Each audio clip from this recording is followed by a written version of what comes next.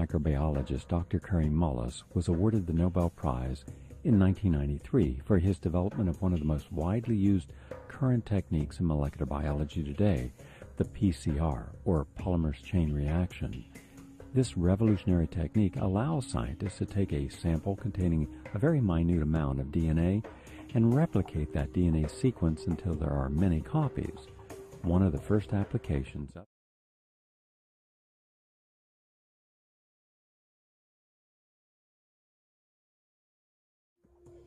the people that are AIDS researchers now are getting neurotic if you ask them any questions. There was a time when I first started asking questions, all I wanted was, where are the papers? Just tell me the papers that you read that convinced you that HIV was the cause of AIDS, because I need to reference those papers in some of those. I was working on a test for HIV with PCR, and I needed to write a little report to the NIH to say, here's the progress we've made. And the first line of it was, HIV is the probable cause of AIDS. And I thought that was true. This is before I got involved. And I said, what's the reference for that quote? And I looked for it for about 2 or 3 years, and I never could find it. And by the end of 2 years, I'd ask everybody at every meeting that I'd gone to that talked about AIDS, I'd ask, I'd look through every computer database. There is no reference. There is nobody who should get credit for that statement. Now, that's a pretty weird situation in science, where getting credit for a discovery is the most important thing in your life as a scientist. It's silly to hear people saying, you don't believe that HIV causes AIDS? You don't believe that?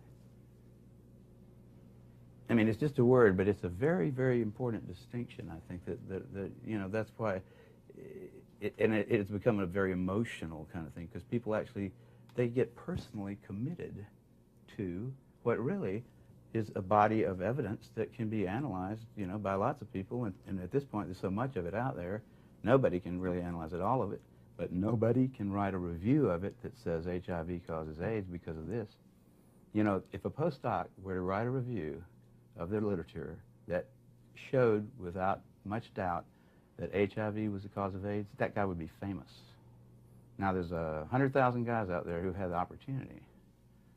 10 years has passed. We've been waiting for this star postdoctoral fella to distinguish himself forever and get a lifelong grant from Tony Fauci, but he hasn't shown up. No one has bothered to write a definitive review. Any journal would take it.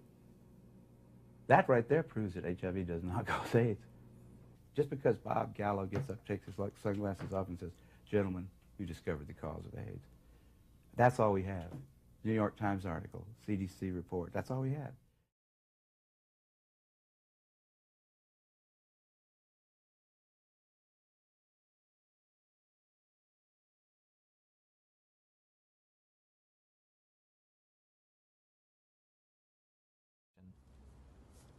Because of the different criteria that apply in different countries, you can test HIV positive in one country and be given an AIDS diagnosis as a result of that, whereas in another country you won't test HIV positive and you won't be given an AIDS diagnosis. It's ludicrous that you can be positive in one country and not positive in another. Theoretically, I could be diagnosed with AIDS in the United States, but if I take 3 steps to my right, I wouldn't be diagnosed with AIDS, or I would lose my AIDS diagnosis when I crossed the border. In 1992, I was encouraged by a doctor to take what's called an HIV test as a matter of social responsibility, and I was shocked and devastated and horrified when the results came back positive. It was one of those moments that everyone fears their whole life. A week later, I take the same test to an AIDS specialist. He looks and says, this isn't a positive test. I don't know what this test means. Since a false positive looks like a true positive, how can you ever distinguish whether it's truly a positive or a negative? Well, that's a great question. It's going to be very hard to determine a false positive. So I take the test again, and this time my results come back marked from the lab indeterminate. I'm faced with the decision, do I want to wait 6 weeks to test again or do it right away? I opted for right away. My results that time come back positive. Took it again, came back negative. I took it again, positive.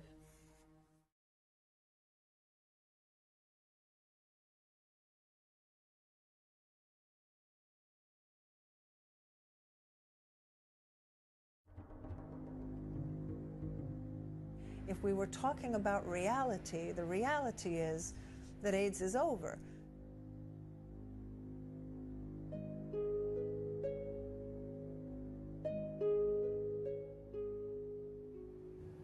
Somebody decided in the early 80s that there's this infection called HIV. And upon deciding that, I don't think it was debated enough. In 1980,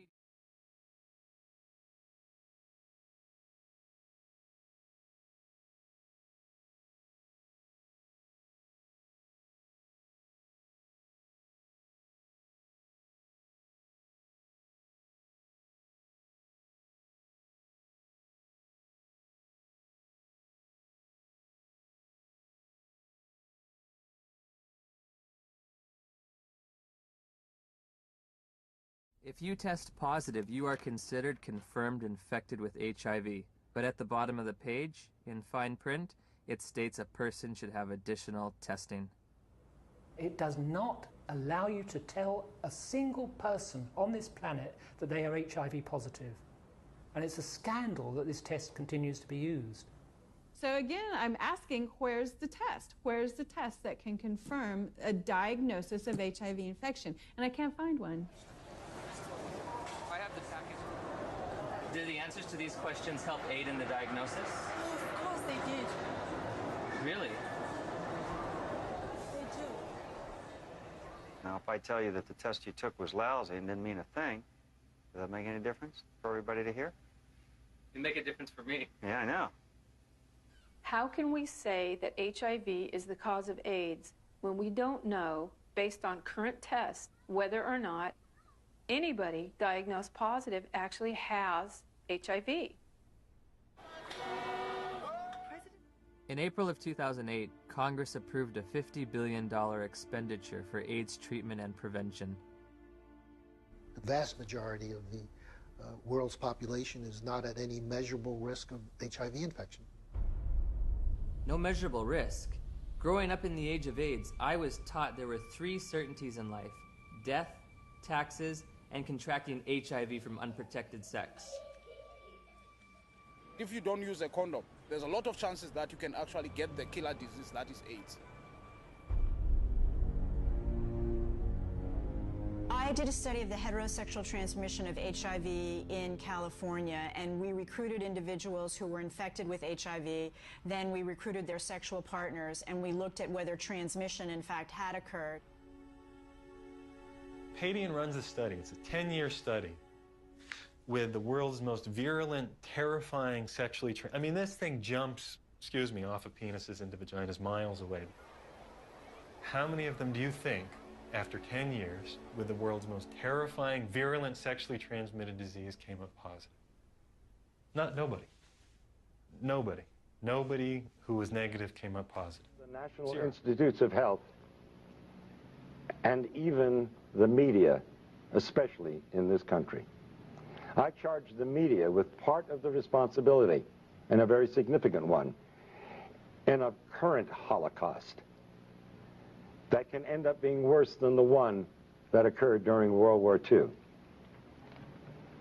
When it was first announced that Dr. Robert Gallo had found the virus that probably caused AIDS, and that announcement was made with Margaret Heckler in 1984 to the press and to the media, without one single scientific document appearing in any journal in the United States.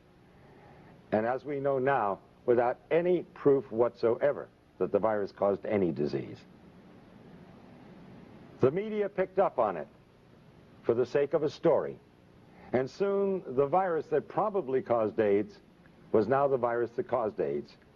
It was proven in the press and nowhere else. Now, it's interesting, a lot of questions are asked of me whenever I appear before the cameras and do what some people have called a stunt, to sell books. I'm from the planet Earth. I honestly believe that these individuals are from the planet Uranus. How anyone could suggest that I would stick myself with a virus that is supposedly deadly for the purpose of selling a book, that's complete insanity. And I will put the lie to the individuals of the NIH, particularly Gallo and Fauci and Hazeltine and Essex and the rest of these scoundrels of the worst order. Criminals guilty of genocide, without a doubt. I invite them to take me to court. I wish Burroughs Wellcome would take me to court, because they have been putting out a killer drug knowingly. Because in a court of law, I would have the opportunity to provide the absolute proof and evidence, as I have in my book, Deadly Deception. Now, I'm not alone in what I'm doing here today. How does the press escape such obvious truths? Why would the finest virologist in the world, the most noted virologist, member of our National Academy of Sciences, Peter Duesberg, why would he put his entire career on the line? What did he have to gain? He's already lost his laboratory and his funding. They can't take away his professorship because he's tenured. Why would a Charles A. Thomas, professor emeritus of Harvard, say the same thing? Why would Kary Mullis, who won the Nobel Prize in virology last year, why would he stick his neck out? What did he have to gain? These are the questions reporters should be asking. And in order to sell a book, I would inoculate myself with a virus that supposedly is deadly. Ever think that maybe we all know something that you just don't get? That if you take the virus out of the equation, you have a perfectly understandable disease with a perfectly understandable answer. And I might remind you, in case you are not aware of it, and if you haven't read my book, that we have known what causes acquired immune deficiency diseases for at least 70 years. It's in the medical textbooks. It's there for you to read. Number one cause on the face of this earth is malnutrition and starvation. That's African. Look to the headlines of the October 3rd issue of the London Times, Sunday Times last year. And the inside headlines that screamed across 2 pages, the plague that never was.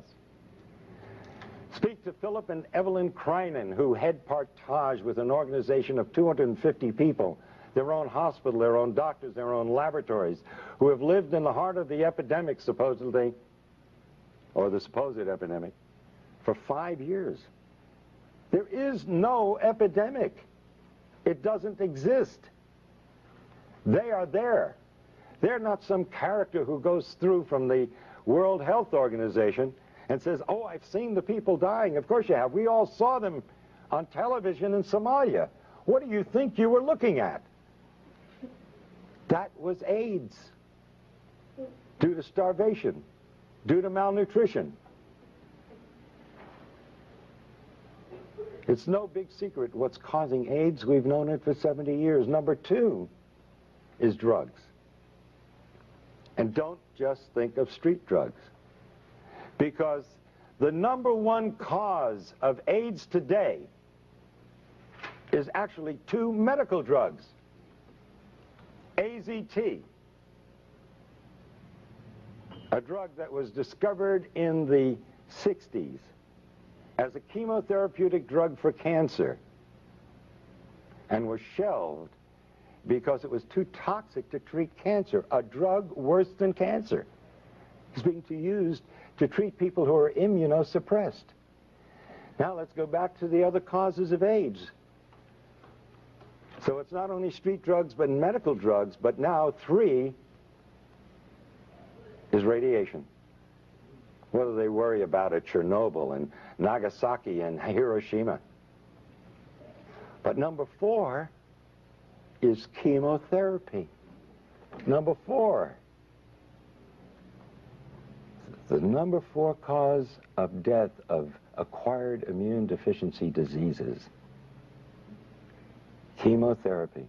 And the most toxic chemotherapeutic drug of all times, AZT, is what they're now using. to treat AIDS. And the Concord study, completed last year. Now, can you imagine saying to the world, where was the press? Where are you people? Here they're giving a drug that costs thousands of dollars a year, and it doesn't do any good? That's if you want to believe that. But did anybody here bother to look at the insert, the paper that comes with the drug? It's a DNA terminator. It means it is a terminator, just like the movie. It terminates life. You terminate DNA, you terminate life. And they talk about side effects in the insert. When are you going to learn there is no such thing as a side effect in medicine?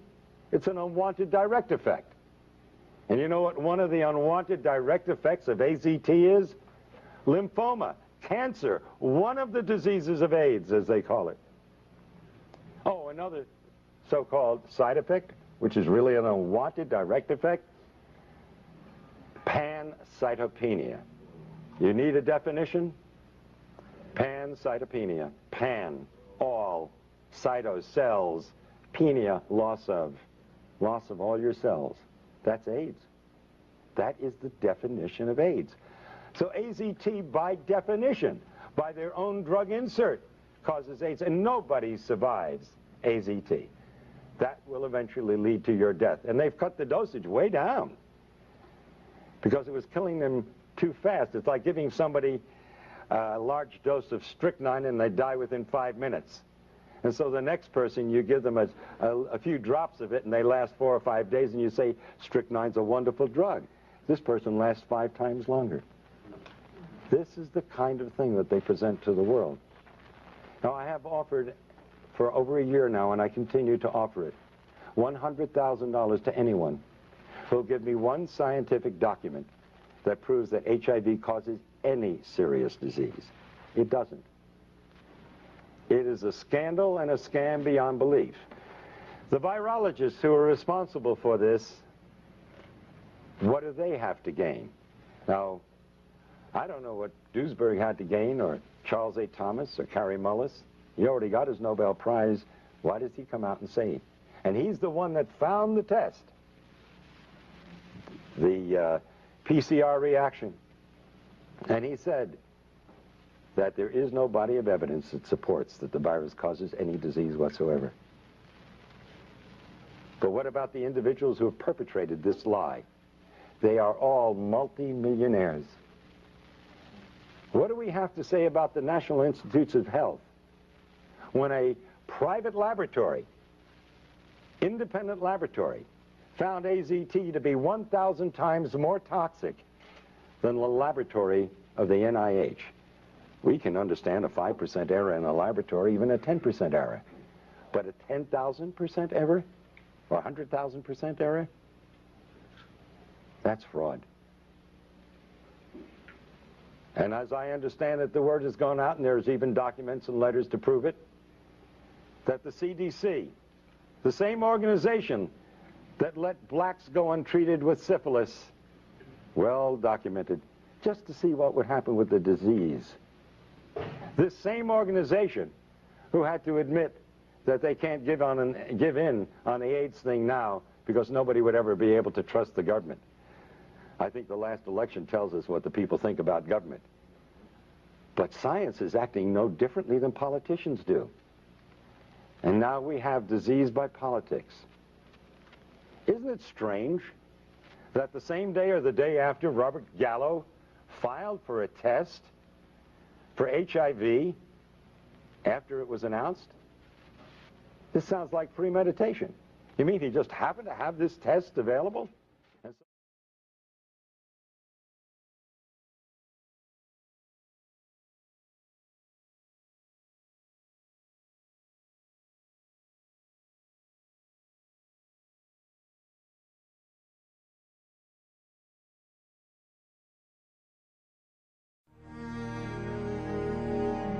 The first time I really questioned it, I was working on a project where we were measuring HIV in people's blood at this place called Specialty Laboratories in Santa Monica I was just a consultant there. And I came in about 3 days a month, and we were working on that. And at some point, we needed to re-up our grant from the NIH to work on that, and I had to write it. And so the first line of that was, HIV is the probable cause of AIDS. And I wrote that, and then I said, well, I need a paper, some kind of scientific paper, to reference that statement. Because when you make a statement like that, that's like a fact.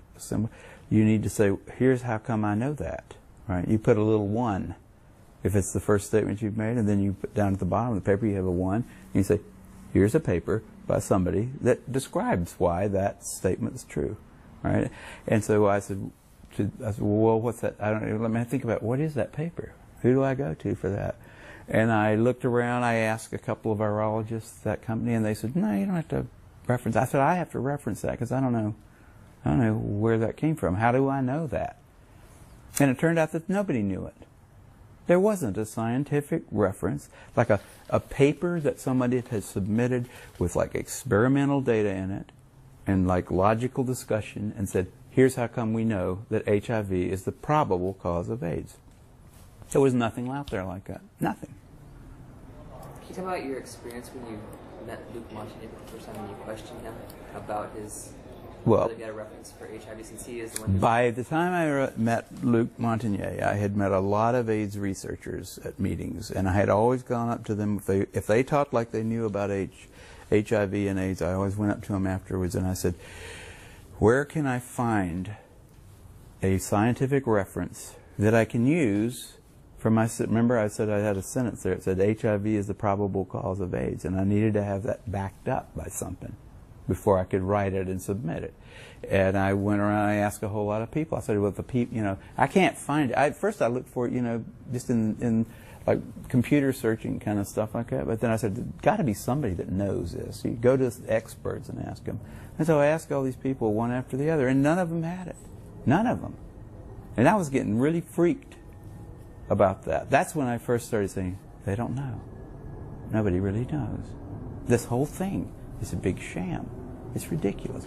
But then finally Montagnier came to there was a special little seminar down in San Diego where an old friend of Robert Gallo's, Flossie Wong-Stahl, was opening up a Department of AIDS Research down at San Diego. They had lots of money involved, federal money, and they had Montagnier come there and give a talk. And after that they had a little wine and cheese thing, and I went over to Montagnier afterwards and I said, Dr. Montagnier, I can't find a reference. I can't find a reference to go with the statement HIV is the probable cause of AIDS. I'm sure you can help me. And he knew that he probably should be able to help me. And he said, well, why don't you quote this new work, and by new he meant like something that came out this year, right? This new work about a virus that can kill monkeys, or I think it was not monkeys, it was like something related to monkeys, some kind of a little ape. And I had read that and I said it was like supposedly going to be a model system for studying AIDS, that somebody had figured out some kind of retrovirus that passing it back and forth between various mammals, they could finally put it into chimpanzees and kill them. And it killed them in about a week, and it didn't kill them in there was nothing like AIDS there. It doesn't kill you in a week. This is totally ridiculous. None of the symptoms were the same. And I said, well, I read that paper, and I didn't see any connection between that and AIDS, and I don't think that would be I wouldn't want to use that as a reference. And I don't remember exactly what he said, but I know he walked away. Oh, no, before he told me about that paper, he said, why don't you use the NIH, like the CDC report? And I said, well, I looked at that, and that was not a scientific paper. And then he said, what about this other thing, this like paper that had just come out about a month before, and a lot of fanfare associated with that paper, but it was total crap. It was like, yeah, if you get $2 million, you can figure out how to kill a primate with a retrovirus. So what? Doesn't have anything to do with AIDS. It didn't look like AIDS. It didn't smell like AIDS. It wasn't AIDS. It was just got a retrovirus that can kill a chimpanzee. So what? So I didn't get any more out of him. He walked away after that. And the people standing around, by the way, who were his colleagues there, looked at him like they were thinking he should come up with a better answer than that. But he couldn't, and he just turned around and walked away. I really thought he'd have an answer. I really did. I mean, that was my last... I was right at the edge of my faith in the system, but I thought Montagnier will know why he thinks HIV causes it, and he'll tell me. He'll say, because of this study. You know, but he didn't have that. None of those guys have that, and that's why they're so weird, you know. That's why they don't want dissent. They don't want people like me walking up and asking them those kind of questions, and they're willing to go to great lengths to prevent that. They're out on a limb. I wouldn't want to be there with them.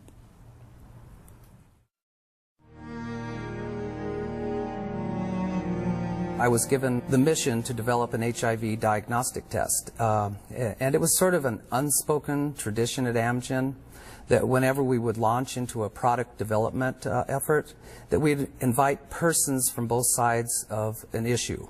And the only person that I knew was not entirely convinced that HIV was an important target was Dr. Peter Duesberg. So I called Dr. Duesberg to come out and give a seminar at Amgen, and he agreed. And it was at that time when he had introduced his theories about other causes of AIDS and his beliefs that HIV was a harmless passenger virus. So that really is what planted the seeds in my life to start questioning the link between HIV and AIDS. And it was interesting at that seminar, the majority of the PhDs in the company actually boycotted the seminar. They had refused to come and be in the same room with Peter Duesberg. And I thought this was odd because as a scientist, we generally love vigorous arguments. And I thought that if persons had arguments against Peter Duesberg, that this would be a perfect time for them to attack him. They did, however, let the research associates come to the seminar, and it was just amazing. Everything that Dr. Duesberg had brought to my attention was completely unknown to me. And based on what he said, I was convinced that there were some serious problems with the HIV/AIDS hypothesis, if indeed what he said was true. And that prompted me to go to the library. And that was about 12 years ago, and I've been studying this issue ever since.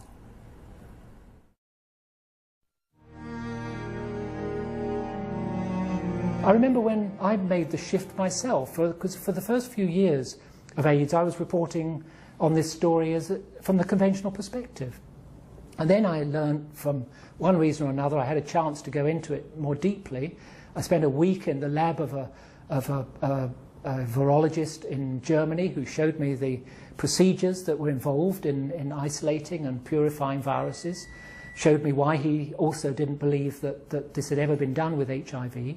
And gradually I understood the intricacies of this story, and that allowed me to make the shift. But I remember being resistant to thinking that I'd been reporting this wrongly all those years. It takes a lot of, you know, kind of movement inside to be able to change direction on such an important and emotive issue as the cause of AIDS.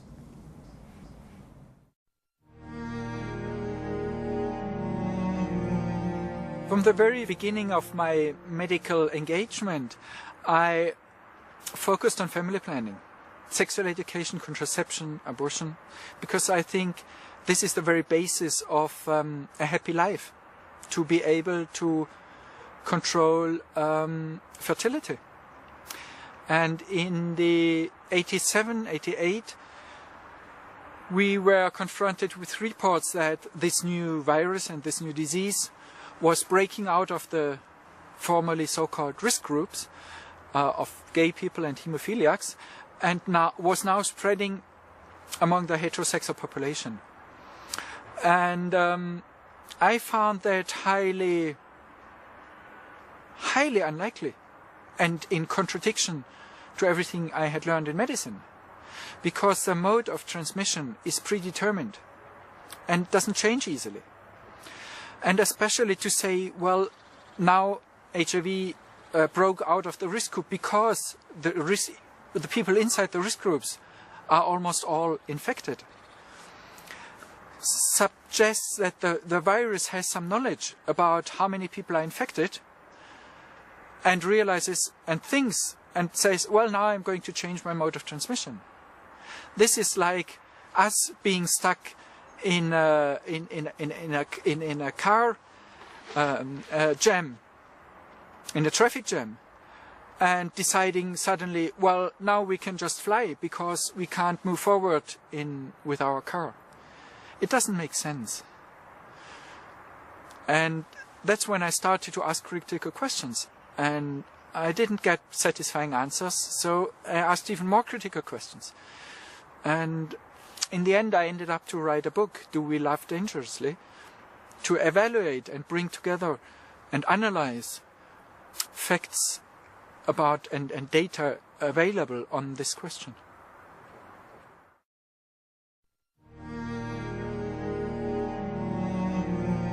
At the time, the experts were claiming, this is 1999, that there had been 250,000 deaths in that year alone, in South Africa alone.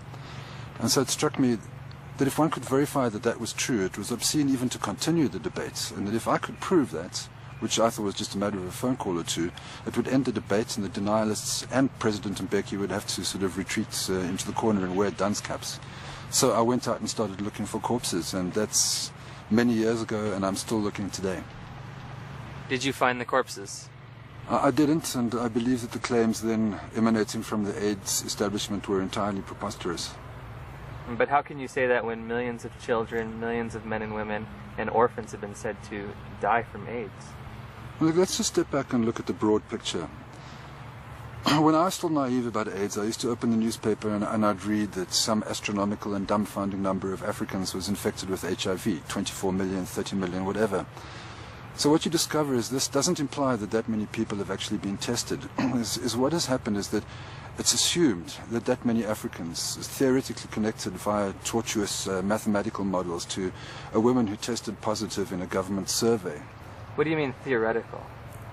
Are you saying that those deaths didn't actually occur? I can't give you a yes or no answer on that. This is a Buddhist thing. You have to...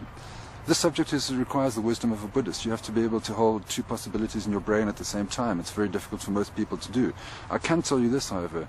There are no statistics elsewhere in Africa. They simply don't exist. There are simply estimates generated by people who have a vested interest in keeping this, in portraying Africa's AIDS problem as dumbfounding as possible. The sole exception is this country, South Africa. South Africa is the only country in Africa that has anything remotely approaching a vital registration system on the basis of which you can draw conclusions. So you're going to ask me about the numbers in the rest of Africa. I don't know. You can make up anything you want about most countries in Africa. Nobody would be any the wiser. It's almost impossible to check. You can sit in Geneva with your computer and generate estimates of whatever nature. They remain theoretical. This is the battleground. South Africa is the exception. It's the only country in the entire third world where it's possible to assess the accuracy of these theoretical estimates against real-life death registration.